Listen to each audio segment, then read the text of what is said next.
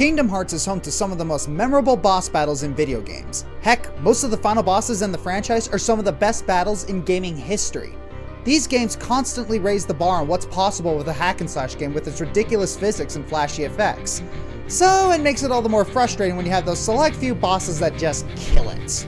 There are those bosses that either had counterintuitive combat, were a ridiculous concept, or had a gimmick that made things frustrating rather than unique. I'm only going to talk about the battles themselves, so Riku Ansem won't be on here, due to his infamy stemming from not being able to skip cutscenes rather than an actual poorly designed boss fight.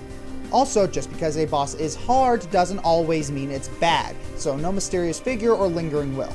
That being said, I will be taking difficulty spikes into account. Now let's see which ones ticked me off the most.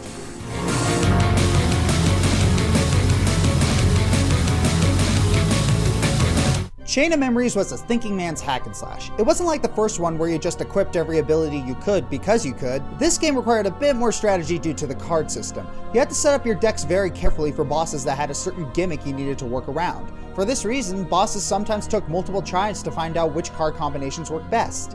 There's little you can do to prepare for Captain Hook. What I hate about this battle is its unpredictability. Captain Hook has two special gimmicks, which one he uses and when he uses it is entirely random, so this boss battle could either be quick and painless or teeth-grindingly difficult. The first gimmick is for one card reload, all of his cards will have unknown values until they are played. Mildly frustrating, but not too difficult to handle. The second gimmick is for one reload, all of his cards become zeros. That means your big beefy 27-point combos are useless because he can instantly interrupt them and punish you. So, okay, just run around and avoid him until the cards reset? If it were only that simple.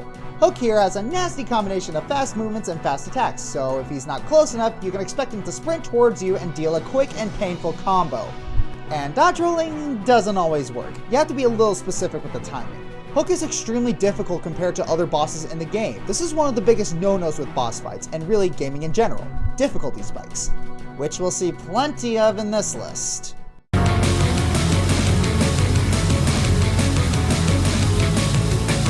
It was really difficult to pick bad boss battles in Kingdom Hearts, as the game was criticized for being unfairly difficult in general. However, eventually through the teeth-grinding frustration, you can figure out little tactics and tricks to help you succeed.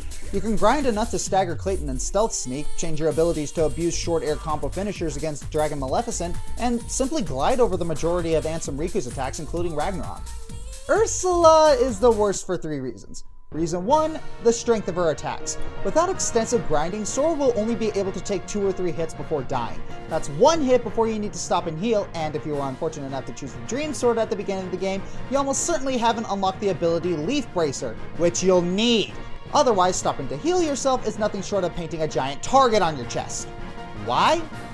Reason 2, the frequency of her attacks. She can't be staggered, and even when she exhausts herself, there are always spells raining down on you to rip off half of your health. More often than not, you cannot heal faster than the spells can strike you, and you'll find yourself getting hit, stopping to heal, only to get hit again because you stopped. Again, going back to the lack of Leaf Bracer. Reason 3, the location. Am I the only one who really f***ing hates the swimming controls? I realize you don't have much to work with in terms of button layout to add 3-dimensional movement to a hack-and-slash game, but it'd be nice to be able to use the guard command! Combining frustrating attacks with a difficult control interface, you got no place to go but end up in hot water.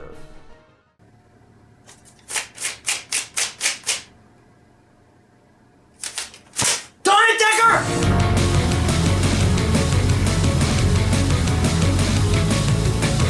In any video game, not just a hack and slash, what will send even the most seasoned player into a frenzy is something that causes damage over time. Because it's a constant effect and always causes some aesthetic change, it will constantly steal away your attention and will more often than not increase your chances of screwing something else up. Maybe that's why we all hate Leech Grade. At this point in the story, Leech Grade has an absurd amount of health when compared to previous boss fights. And if you decide to go swooping in Leroy Jenkins, which works with most bosses in Kingdom Hearts games, prepare for a nasty wake-up call because Leech Grade hits like a truck and unleashes annoying poison attacks. On top of that, he also has dead hands, I mean Tentaclaws, which will grab you and turn you into a Roxas Veal. So, okay, just kill the Tentaclaws, which will most likely stun the whole thing, then unleash hell on the main body? Well, no, that would be the sensible thing to do. What actually happens? His Tentaclaws constantly move around and have infuriatingly small hitboxes, making them difficult to land full combos on. There's also around 5 of them, and oh, they regenerate. This is all made worse due to 358 over 2 days archaic combat system. There's little to no variety to the attacks you can perform against this guy, so all in all, this battle is just tedious.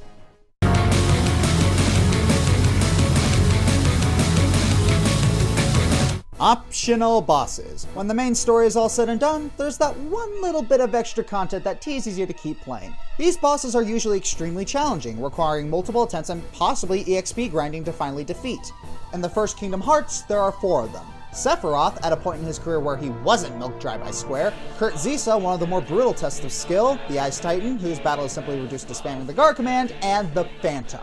In a normal hack-and-slash game, the basic formula of a boss fight consists of memorizing attack patterns and dodging opponents' attacks and waiting for your opening to strike the weak point.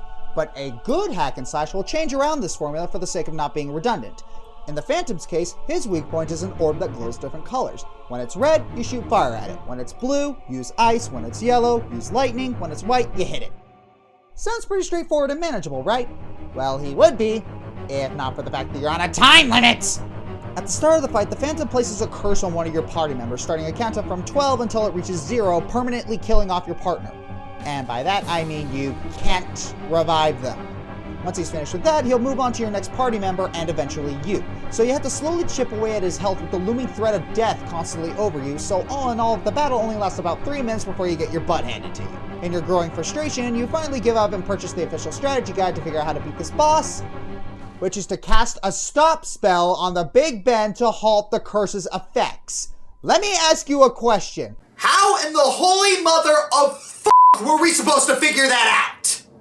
This boss battle is annoying because you constantly have to keep an eye on the Big Ben and check if your stop spell wore off, and there's the fact that battling the Phantom himself is boring. You're only able to hit him once or twice before his orb disappears, making you wait a while for him to reveal his weak point again. And due to the fact that he constantly flies around, it's difficult to actually hit him. There's also a surprising lack of variances in the Phantom's attacks, even as his health gets closer to 0, making this battle even more repetitive. What brings this boss down to number 7 is that he technically is an optional boss, existing only to test the player's skill level. That may be true, but it has to be a test of skill, not a test of patience! Oh yeah, and you're flying, so that means no guarding.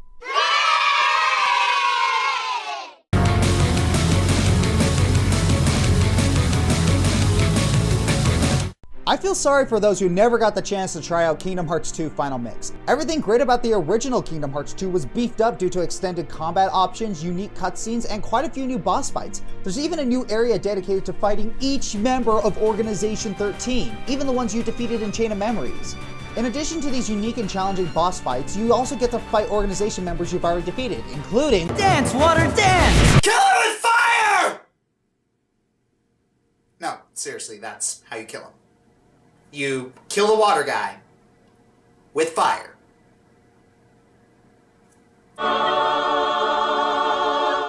Yeah, as if normal Demix wasn't bad enough. I hate how I get toyed around with by a complete whip. I hate how Mullet Boy keeps pelting me with attacks and won't let me counter. I hate his time limit attack. Oh, you thought it was bad before? Well, get this. Some jerk at Square decided we needed to take everything I hated about the most annoying boss in Kingdom Hearts history and make it worse. You know that time limit attack? You know, the attack where if you don't kill a certain amount of clones in a certain amount of time, you get an instant game over? You know, the absolute worst part about that boss? Well, why don't we just throw it onto repeat once you complete each segment? That's right, you finish one annoying clone attack, you do it over and over and over and over and over and over and over and over and over and over and over